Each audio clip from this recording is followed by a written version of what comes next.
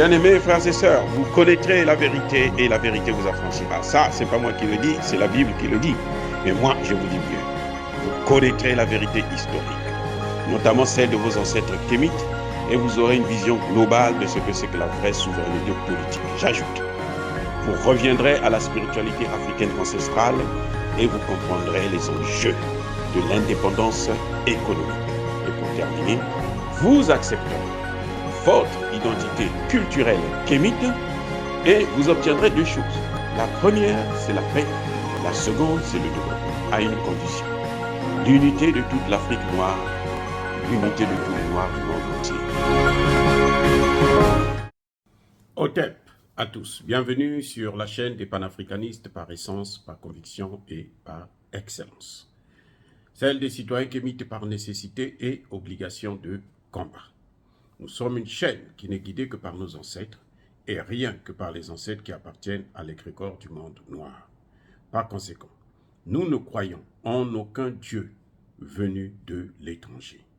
Toutefois, cette vidéo n'est aucunement destinée à inciter à la haine ou à la violence, car nous menons un combat qui est d'abord et avant tout spirituel, intellectuel et démocratique. Ensuite, il est politique, géopolitique et géostratégique, contre l'impérialisme, le colonialisme, le néocolonialisme et l'endocolonat, qui sont tous qualifiés de crimes contre l'humanité. Nous menons ce combat sur la base du principe fondamental que nous avons hérité de nos ancêtres kémites, qui est celui de la Marat, c'est-à-dire solidarité, vérité et justice. Vous êtes donc en droit de connaître la vérité et nous avons l'obligation de vous dire la vérité, rien que la vérité, afin que justice soit rendue au continent africain. Et ça, c'est notre modeste contribution dans cette noble lutte en faveur de la souveraineté, la dignité, la solidarité et l'unité africaine. Ça, c'est ce que nous appelons le panafricanisme. Bien-aimés frères et sœurs, une bonne nouvelle. L'armée malienne, les FAMA et même le ministre de la Défense du Mali sont rentrés dans Kidal. Fameux Kidal. Vous vous souvenez de Kidal, avec l'opération Barkhane, où le président français, quand il venait au Mali, il n'a même pas besoin d'aller dans la capitale, il va directement à Kidal. Et il demande au président malien de venir le rencontrer à Kidal, comme si Kidal leur appartenait, comme si Kidal c'était leur ville, comme si Kidal c'était une province, comme si Kidal était, comment dirais-je, un territoire d'outre-mer, comme si Kidal était perdu, c'était un autre territoire, c'était pas le Mali, c'était pas une partie du Mali. Là, à Kidal, chaque année, les terroristes organisaient une parade militaire en présence de l'ambassadeur français au Mali. Kidal, c'était un territoire occupé, un État dans un État. Kidal, l'armée malienne lance l'offensive. Les soldats français les arrêtent. Ils disent, vous ne rentrez pas dans Kidal. Et ils leur pointent des armes. Si vous rentrez, on vous tue. Et parmi ces militaires, il y avait l'actuel président, Assimi Goïta, un homme de terrain. Donc, il connaît bien le terrain, il connaît bien ce que nous avons subi, ce que l'humiliation que nous avons subie. À Kidal, lorsque les militaires maliens récupèrent des armes, les Nations Unies prennent ça, ils s'en accaparent et ils disent qu'on ne peut pas vous les donner. Ça, c'est un butin de guerre.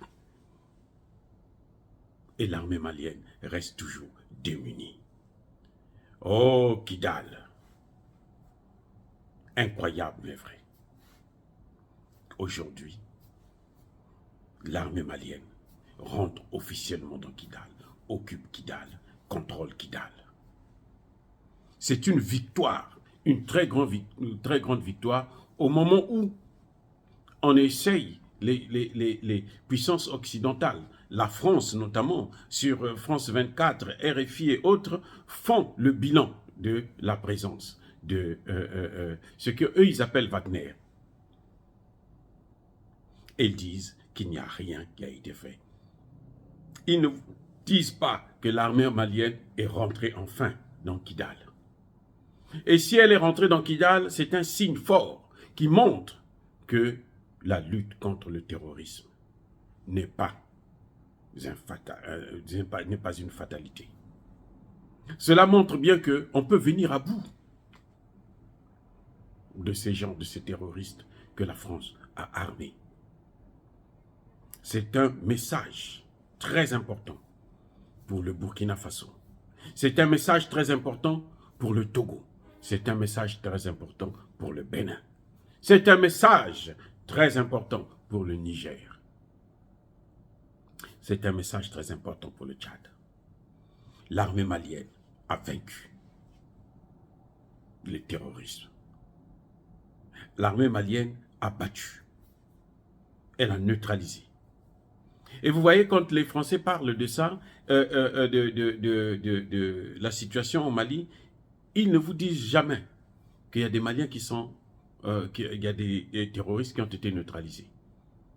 Mais chaque fois qu'il y a des Maliens qui sont neutralisés, qui sont tués, qui tombent au combat, l'arme à la main, avec dignité et courage, eh bien, toutes les chaînes occidentales reprennent l'événement et ils font passer ça en boucle et ils sont aux anges, ils dansent, ils crient, ils font la fête parce qu'on a tué des soldats maliens, on a tué des civils maliens. Mais lorsque c'est le Mali qui remonte en puissance, qui prend le contrôle, au point où vous avez des chaînes africaines qui vous disent que le bilan est mitigé. 1 an après la présence des Russes, le bilan est mitigé, qu'il n'y a rien qui a changé. Les choses sont pareilles. C'est faux, archi faux. L'armée malienne est maintenant équipée. Elle est tellement équipée qu'elle peut intervenir au Burkina Faso, renforcer l'armée burkinabé sur le plan aérien. Eh oui, bien-aimés frères et sœurs, l'armée malienne est devenue l'une des meilleures armées d'Afrique, à côté de celle d'Algérie, du Tchad et bien d'autres. L'armée malienne est équipée.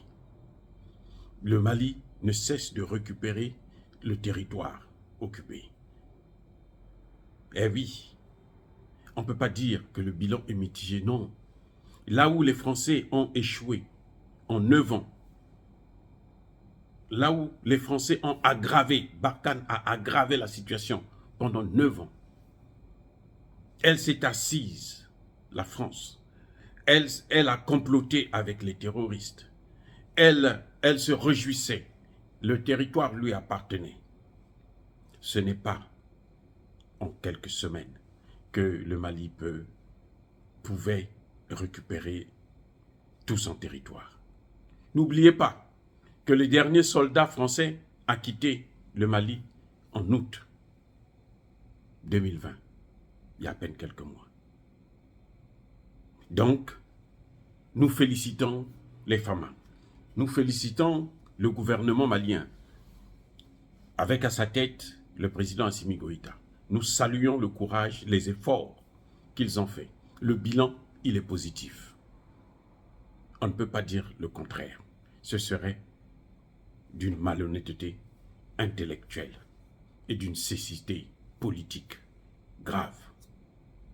Oh, bien-aimés frères et sœurs, je tenais à vous informer que l'armée malienne contrôle maintenant Kidal, la ville de Kidal, le département, toute la zone. Dire cela, c'est inciter à la haine ou à la violence? Non. Mais c'est un message, un signe fort aussi qu'il y a. C'est que bientôt, les Nations Unies n'auront plus leur place, puisque Ils sont là pour faire en sorte qu'il y ait une zone tampon entre les terroristes qu'eux, ils ont amenés avec la coalition occidentale et le gouvernement malien ou l'armée malienne. Ils sont là pour ça. Mais si l'armée malienne contrôle le terrain, qu'est-ce qu'ils ont encore à faire? À moins de faire comme au Centrafrique, où, aux Nations Unies, ils renouvellent le mandat, même sans l'accord du gouvernement. Mais ça va être difficile. Ce qui est avantageux, c'est que beaucoup des bataillons étrangers sont en train de partir. La Côte d'Ivoire a annoncé déjà qu'elle est en train de partir. L'Angleterre a annoncé qu'il devrait partir et d'autres vont suivre. Et nous sommes confiants, nous sommes sûrs qu'ils peuvent partir. On n'aura pas peur d'eux. On sait que vaut mieux combattre seul que de combattre avec ceux qui ont créé, ceux qui ont amené le terrorisme en Afrique. Eh oui, c'est ça. Bien-aimés frères et sœurs, soyez bénis par le Dieu des Kémites. Et que tous ceux qui persécutent le continent africain, les Africains et notamment les panafricanistes, tous ceux qui pillent et déstabilisent le continent africain, qu'ils puissent être maudits, punis, foudroyés, écrasés par le Dieu des Kémites et par nos ancêtres angélisés, qu'ils soient africains, Kémites même, ou qu'ils soient étrangers. Abou, Abiar, j'ai dit et j'assume.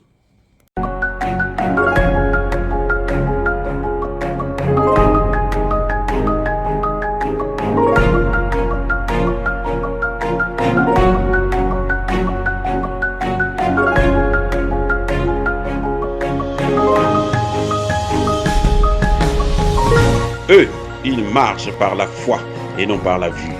Mais moi, je vous conseille vivement de marcher par la connaissance scientifique et historique, notamment celle de nos ancêtres kémites, par les 5 sens et par l'intelligence. Abou, Abiar.